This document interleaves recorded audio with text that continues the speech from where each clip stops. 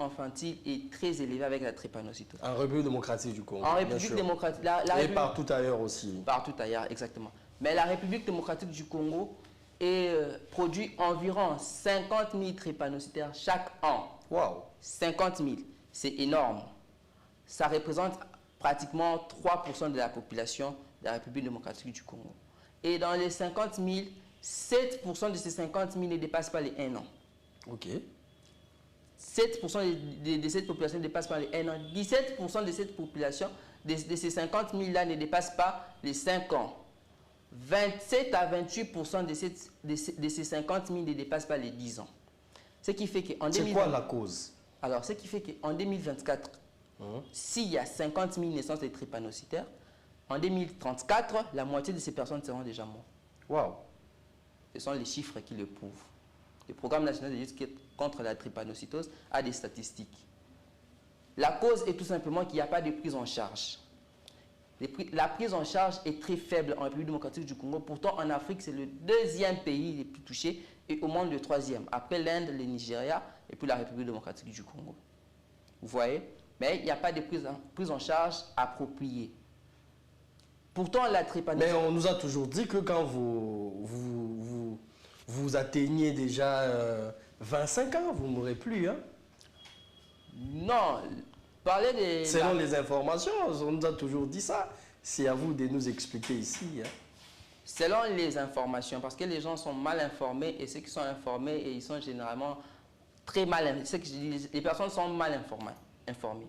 La drépanocytose est une maladie qu'on peut éviter dans notre milieu avec une bonne sensibilisation couplée d'un dépistage hémoglobinique pour éviter les mariages à haut risque qui créent le drépanocytaire, des enfants drépanocytaires.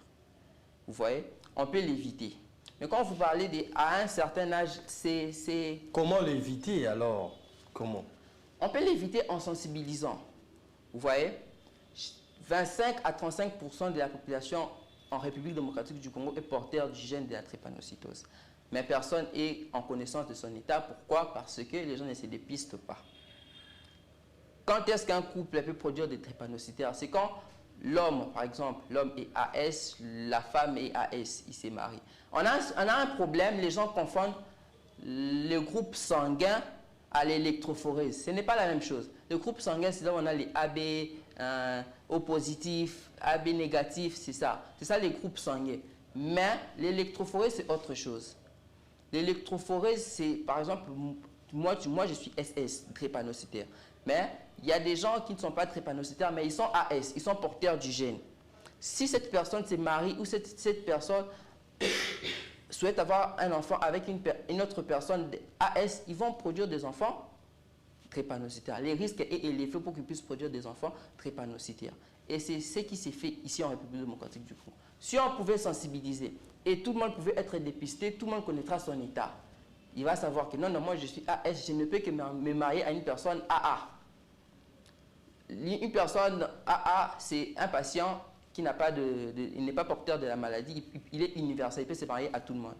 Mais une personne qui a l'électrophorèse du type AS ne peut pas se marier à tout le monde. Il ne peut pas se marier à un AS, il ne peut pas se marier à un SS. Il doit se marier à un AA pour tuer ces gènes-là.